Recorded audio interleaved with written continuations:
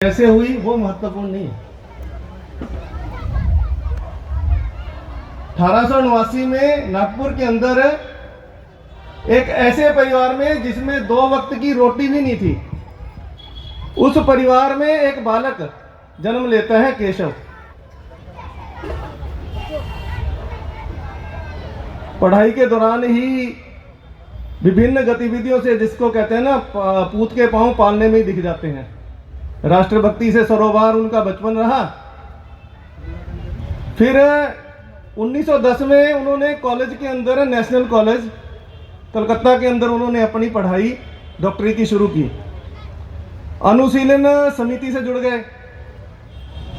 तो देश के जितने भी बड़े क्रांतिकारी, भगत सिंह से लेके और सुखदेव, राजगुरु और इधर अपने सुभाष चंद्र बोस जी, जितने भी उस टाइम के समकालीन अपने क्रांतिकारी थे, उनके साथ जुड़कर क्रांतिकारी आंदोलन के अंदर बहुत ही महत्वपूर्ण हिस्सेदारी उनकी रही।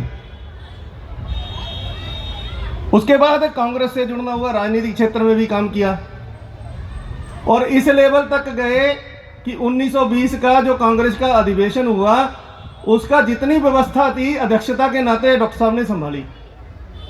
लेकिन एक घटना घटती है 1921 के अंदर। मालाबार मोपला के अंदर कांड होता है। खिलाफत आंदोलन फेल होता है। तुर्की के अंदर अंग्रेजों ने तुर्की का जो खलीफा था उसको उतार दिया। उसके खिलाफ में खिलाफत आंदोलन होता है।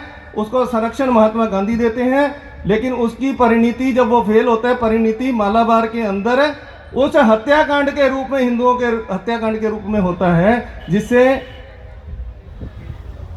डॉक्टर साहब को स्टडी करने का मौका मिलता है कि ये कारण क्या है। आजाद तो हो जाएंगे, लेकिन ये ऐसा समाज, इतना वैभवशाली समाज, इतना शक्तिशाली समाज, जिसके पूर्वज भगवान राम, भगवान कृष्ण, शिवाजी, छत्रपति शिवाजी और गुरु गोविंद सिंह जैसे लोग हों, वो समाज बार बार गुलाम क्यों हो रहा है? 1.25 लाख थे एक लड़ाऊं तदे गोविंद सिंह नाम तरामा, चिड़िया नाल जे बाज लड़ामा तदे गोविंद सिंह नाम तरामा। ये नारा नहीं है। चमकौर साहब की लड़ाई को अगर देखेंगे, मात्र 43 लोग अंदर हैं और 10 लाख की सेना बाहर है। और बाबा जी सिंह कहते हैं, बापू मेरे को जाने दो, पिताजी मैं जाऊंगा इनके साथ लड़ने। और इतिहास गवाह है, 1.5 पहर तक लड़ते हैं, शहीद होते हैं। तो दूसरे बाबा जोरावर सिंह खड़े होते हैं, पिताजी मुझे मौका दीजिए। कहते हैं, इतिहासकार लिखते हैं, 1 पहर तक लड़ते हैं, तब जाके वो नारा निकलता है। ऐसे नहीं निकल गया। छत्रपति शिवाजी को पढ़ लीजिए। जितनी आर्थिक नीतियां, जितनी सैनिक नीतियां, जितनी उस समय भारत की जितनी नेवी, सारा कुछ का निर्माण उन्होंने किया। ऐसे पूर्वजों के होते हुए हमारा समाज बार बार गुलाम क्यों हो रहा है? इसकी जब गहराई में गए तो हम ही कारण निकले। हिंदू समष्टि से अपने व्यक्तिगत की ओर हो गया, स्वाभिमान खो गया। तो उन्होंने कहा कि इसका इलाज एक ही है, भारत माता के परम वैभव को लुटाना होगा। क्या है परम वैभव? भारत माता को का स्वाभिमान को फिर से जगाना होगा, भारत माता को शक्तिशाली करना होगा, स्वावलंबी बनाना होगा, समरस बनाना होगा और सुसंस्कृत भारत बनाना होगा।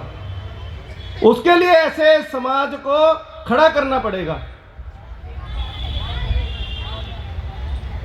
तो 100 साल पहले जिस लक्ष्य को लिया, तो लक्ष्य किसी भी कार्य को पूरा करने के लिए सबसे पहले 4 चीजें जरूरी हैं। लक्ष्य का निर्धारण, योजना पूरी, प्रशिक्षण पूरा और टीम वर्क। उसको लेके उन्होंने 1926 में पहली जो हमारी शाखा की पद्धति शुरू करी। पहली शाखा 1926 के अंदर शुरू हुई, नागपुर के अंदर, मोहिते के बाड़ा के अंदर। 1940 तक डॉक्टर साहब 51 साल की उम्र में अपनी आंखों के आगे लघु भारत देख के गए। हर भारत के कोने कोने में, हर एक स्टेट के अंदर संघ पहुंच चुका। 1940 से 75 का कालखंड। 1925 में जब शुरू किया तो लोगों ने उपहास उड़ाया, ये डॉक्टर पागल हो गया। हिंदुओं का संगठन करेगा जो 4 तब इकट्ठे होते हैं जब किसी की अर्थी लेके जानी है। हिंदू कहलाने में शर्म आती है, ये एकत्रण करेगा। उपहास के बाद उपेक्षा भी आई, क्या कर लेंगे, थोड़े से हैं। लेकिन 1940 आते आते जब संख्या बल बढ़ा, हमारी उपस्थिति दर्ज हुई, तो गुरुजी द्वितीय सरसंघ चालक बने, तो विरोध का जो कालखंड था वो शुरू हो गया। 1947 का विभाजन आया। गुरुजी ने कहा हमारे यहाँ तो पूरा क्षेत्र ऐसा है, मुल्तानी मोहल्ला से लेके और ऐसे पंजाबी क्षेत्र हैं जो यहाँ पे ज़्यादातर लोग उधर से पाकिस्तान से माइग्रेट होके आए। उन्होंने कहा कि अंतिम हिंदू जब तक यहाँ जो आना चाहता है वो ना आ जाए तब तक नहीं आएगा हमारा अंतिम संशय, उसके बाद आएगा, जब तक वो हिंदू जहाँ आना चाहता है वो ना आ जाए। 1948 के अंदर कश्मीर के अंदर कबायलियों ने आक्रमण किया और अपने ही कर्णधारों के द्वारा वो समस्या पैदा की गई। चेन्नई में थे गुरुजी, जब सरदार पटेल ने उनको निमंत्रण भेजा और वो गए, महाराजा हरि सिंह से विलय के लिए मनाया उनको और हस्ताक्षर किए, तब जाके सेना गई, तब जाके कश्मीर जो आधा बचा उसके कारण बचा। 1962 का चाइना युद्ध हुआ, अग्रणी होकर संघ ने कार्य किया। 1963 में इसीलिए 26 जनवरी की परेड के अंदर संघ को न्योता भी मिला। 1975 के अंदर प्रतिबंध लगा दिया गया, यहाँ पे इमरजेंसी लगी, हजारों स्वयंसेवकों ने उसके अंदर आंदोलन में भाग लिया और उनके ऊपर बड़े बड़े अत्याचार किए गए, अंदर कर दिए 2-2 साल उसके अंदर। ऐसे भी लोग हमारे बीच में बैठे हैं जो उस समय उस आंदोलन में जिन्होंने हिस्सा लिया। 1975 के बाद 77 के बाद स्वीकार्यता का, संघ की स्वीकार्यता बढ़ी, बड़ी संख्या में लोग संघ से जुड़े,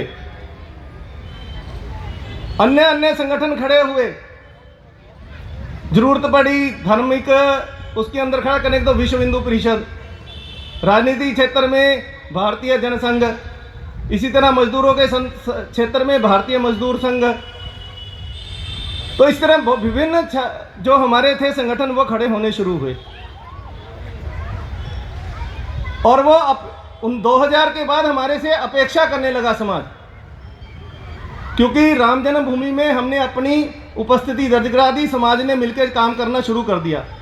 2000 के बाद जो भी काम होता था तो संघ के कार्यकर्ताओं से पूछते थे, समाज के कोई व्यक्ति बता हाँ भी समझियो तुम्हारा क्या कहना इस विषय के अंदर, तो अपेक्षा करने लगा। फिर संघ ने समाज के साथ मिलकर काम करना शुरू किया और कोविड के अंदर उसका एक बड़ा प्रत्यक्ष उदाहरण रहा कि कैसे समाज और संघ एक होके इतने बड़े सेवा कार्य उसके अंदर हमने किए।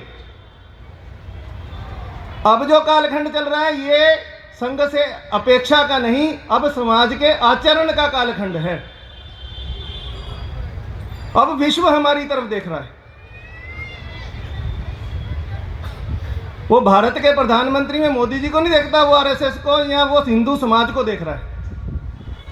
हमारा आचरण कैसा है, समरसता की बात करेंगे, हिंदू सहोदरा सर्वे हिंदू ना हिंदू पतितो भवेत, मम दीक्षा हिंदू रक्षा, मम मंत्र समानता। अपने में है क्या, हम मानते हैं क्या? अपने घर में काम करने वाली बहन आती है उसको क्या बहन का दर्जा देते हैं क्या? सफाई कर्मचारी बाहर काम कर रहा है उसको देते हैं? तो अब क्या कालखंड है, वो जैसा हम करेंगे, तो कहते हैं ना ज्यादा जैसे जैसे बड़े लोग आचरण करते हैं उसका अनुकरण करते हैं बाकी समाज। तो इसलिए संघ ने अभी तय किया कि भाई हिंदू सम्मेलन करेंगे। उद्देश्य क्या है कि समाज की सज्जन शक्ति को इकट्ठा करेंगे, सज्जन की शक्ति के द्वारा भारत में परम वैभव लाएंगे। ये कोई संघ ने कोई नया काम नहीं करा, भगवान राम ने भी वही काम किया। वो कहते हैं ना, जब माता भिलनी के पास भगवान राम गए तो माता ने कहा आ गया राम हंसते हुए रावण को मारने की। माँ क्या बात कर रही है, रावण को मारना तो लक्ष्मण के बाएं अंगूठे का काम है, मैं तो मेरी माँ के पास आया हूँ सहायता मांगने के लिए, ताकि भविष्य में भारत के ऊपर कोई आतताई जब भी कोई आंख दिखाएगा तो सुदूर बैठी मेरी माँ भी खड़ी हो जाएगी उसके खिलाफ लड़ने के लिए। इसी तरह भगवान श्री कृष्ण ने भी अपने हथियार नहीं उठाए, समाज को खड़ा किया, क्योंकि जब समाज खड़ा हो जाता है तो फिर वो जो जीत है वो चिरस्थायी होती है।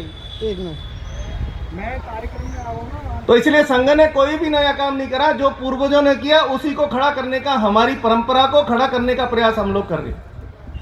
इसलिए समाज की सज्जन शक्ति का जागरण करके, समाज की सज्जन शक्ति को खड़ा करके समाज की जितनी भी समस्याएं हैं या प्रश्न हैं उनका हल समाज खुद ढूंढे। क्योंकि समाज जब प्रश्नों का हल करना शुरू कर देता है तो सत्ताएं पीछे हो जाती हैं, धर्म सत्ता आगे आ जाती है। और ये धर्म जो देश है ये सदा धर्म से चलने वाला देश है। इसलिए भगवान श्री कृष्ण ने जो कहा, यदा यदा ही धर्मस्य ग्लानिर्भवति भारत अभ्युत्थानम धर्मस्य तदात्मानं सृजाम्यहम्। तो अब कलयुग के अंदर जो उन्होंने कहा संघ शक्ति कलयुग है, ये सज्जन शक्ति जो है ना, ये जो आप लोग श्रेष्ठ लोग जहाँ आए हैं, ये सज्जन शक्ति जब इकट्ठा होके सोचना शुरू कर देगी, करना शुरू कर देगी, समाज के प्रश्नों का हल शुरू कर देगी, तो किसी की भी हिम्मत नहीं होगी उस देश के ऊपर, उनसे कह दो वो चला देंगे, जिसको कहते हैं अपनी गलत नजर डालने की। और राष्ट्र बढ़ चुका है, होना ही है, तटस्थ नहीं रह सकता अब कोई। भीष्म पितामह जब बाणों की सैया पे बैठे पड़े थे तो कृष्ण आए, तो उन्होंने कहा कि भाई सबको, द्रौपदी पूछ दिया कि सबको तो पितामह को क्यों, तो उन्होंने कहा ये तटस्थ रहे, पुत्र वधु का जो है वो चीरहरण हो रहा है और ये तटस्थ रहे, तो तटस्थता नहीं होगी इस युद्ध के अंदर। अब या तो सज्जन शक्ति की तरफ या फिर दुर्जन शक्ति की तरफ, और जीत सज्जन शक्ति की होनी है, धर्म की ही विजय होगी।